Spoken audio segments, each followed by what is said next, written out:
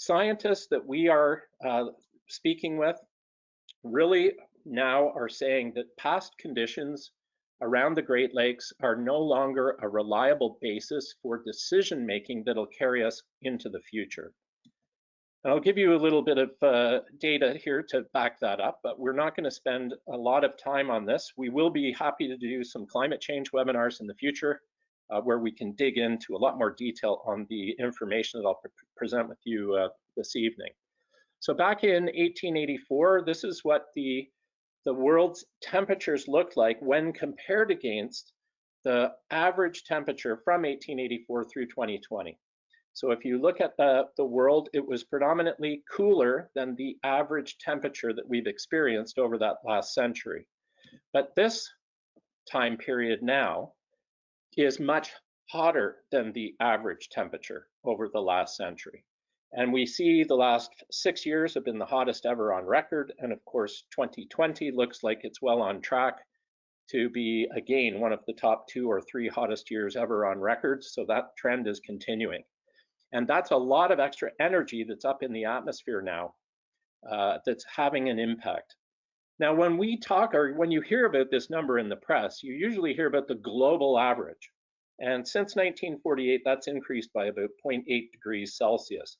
But Canada, in that same time period, is experiencing an amplification that happens as you go up towards the poles. From the equator to the pole, there's about a 3 times multiplier on the way that those temperatures are impacted. And if you've seen anything in the news recently about the fires and heat waves up in Siberia, north of the Arctic Circle, you'll understand that. So in Canada, we've seen an increase of about 1.7 degrees Celsius. Excuse me.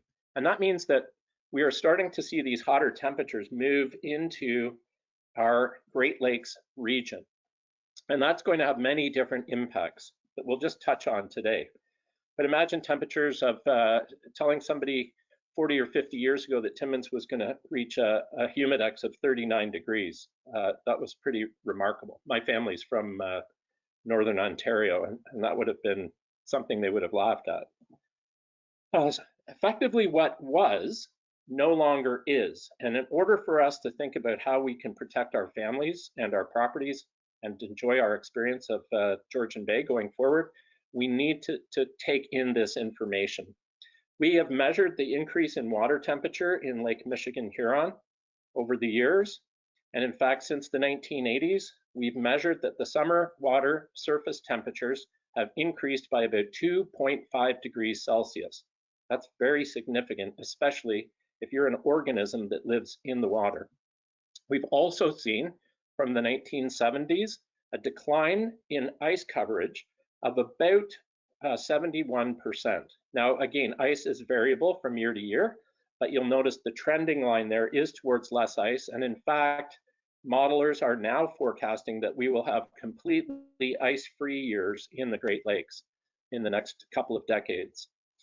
We also are experiencing record high water levels in Lake Michigan, Huron. And those, of course, this is a picture of the Trans-Canada Highway out at Point O'Barrel, but you can see the water levels are right up.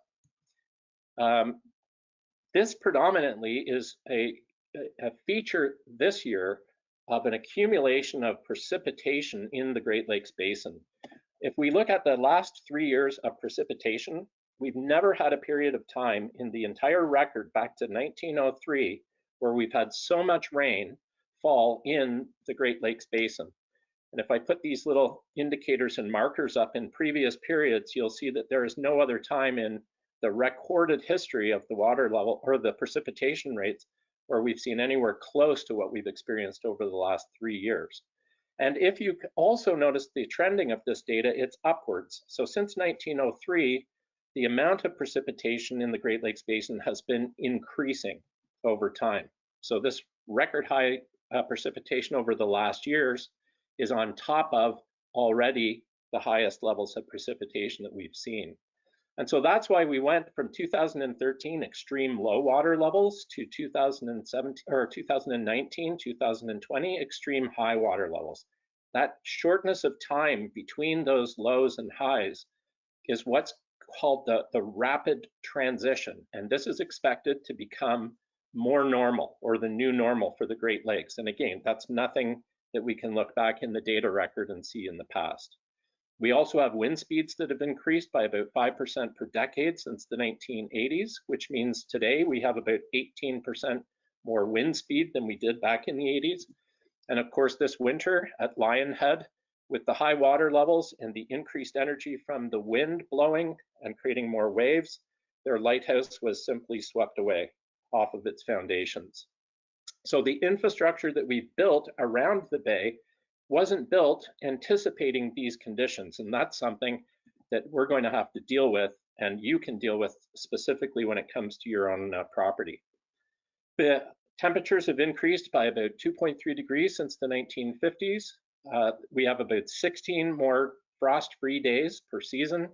The total amount of precipitation is up by about 14%, and the intense storms are 35% more common nowadays than they had been before. Kind of the 1 in 25 year or the 1 in 50 or the 1 in 100 year storms are happening 35% more often than they used to. So this is changing the dynamics of the environment, and we're seeing more precipitation happen early in the spring and back into October, but through the summer conditions are a little drier. The forest is drying out, and so it's more open to forest fires. This is a picture of the Parry Sound forest fire back in 2018. We've got more wind speed. This particular slide is in Quebec after that storm, the day that had 6 tornadoes go through Ottawa and Quebec. But you can see the pontoon boat up on the shore and the tree that crashed through the roof of the cottage. We have more precipitation hitting the land and running off, taking nutrients with it, including overwhelming the municipal storm and sanitary systems, which actually end up bypassing their wastewater treatment plants and dumping raw sewage directly into our bay.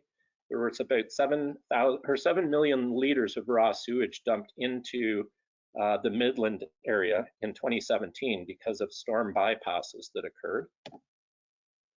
And then finally, we've got increasing temperatures, which not only allow more water vapor and larger storms up in the atmosphere. Each 1 degree warming of the atmosphere allows 7% more water vapor to be taken up into the atmosphere. But also that same 1 degree of warming causes an increase of 10 to 12% in the number of lightning strikes. And so we're seeing a lot more opportunities in dry forests for ignition. And that can put pressures on survivability when we look at our communities, both from a real estate perspective, buildings, as well as people. So the real question, once we accept that these things are changing and that there are going to be these increased energies that are coming to bear on our properties, what is it that we can do to become more resilient? And of course, resilient means the ability to either withstand or recover quickly from these difficult conditions. But really, it comes down to how can we best protect our families if these conditions continue to get stronger and stronger windstorms, more rain falling, potential for more forest fires, etc. Right? It's about protecting our families. So the new realities are more extreme weather events, heavy rain, violent thunderstorms, hotter seasons. The flood season is now year-round, even winter time where we have more precipitation falling on frozen ground. We have different water levels. There's more wind, which generates more wave action, more opportunities for nutrient loadings into our waters, which may impact our ability to drink the water from the bay if there's a toxic or nuisance algae bloom that ends up happening. Increasing storm water in combination with the sewage in our pipes in these old municipal wastewater treatment plants can also cause increased nutrient releases into our waters. And those, depending on where you are in the bay, can have direct impacts on your ability to use the water.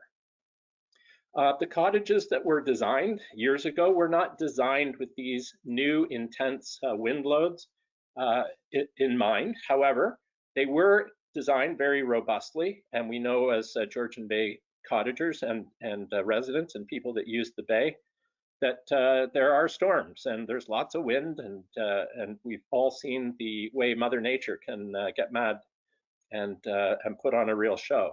So they have been pretty resilient, but the considerations you have to make as you look forward are these new fluctuating water levels that you've never seen before, as we're experiencing now, are going to increase wear and tear on your properties and your infrastructure, docks and so on, and shorelines. There's much of what has been designed was not designed with these new environmental conditions in mind. Conditions are different and they are expected to continue to get more challenging. We're only at the beginning of these impacts right now. We will be expecting to see them continue. And we have summer temperatures that are expected to rise. So if you have people that you're trying to keep comfortable and safe, you may have to consider different ways of cooling. If your cottage is set up for passive cooling in the historic conditions, that might have been fine, but if temperatures are 2 or 3 degrees hotter than they have been historically, you may not be able to provide the same comfort with that passive cooling system. So all of these are considerations really that you need to keep in your mind as you look forward to making improvements to your properties or adding new features. And the one final point that I'll make is with these increasing energy events, so bigger storms or bigger forest fires or things like that, they're going to impact more people. So if one cottage gets its roof blown off, it's really easy for the local resources, the contractors and so on, to come to bear with the materials that are needed and the labor that's needed to fix that. But if 100 cottages have their roofs blown off, that would overwhelm the resources that would be available in order to respond to that particular event. And so designing your buildings, thinking about it, making them more resilient to these impacts so that you don't have to experience those catastrophic failures will be really important in your own planning going forward.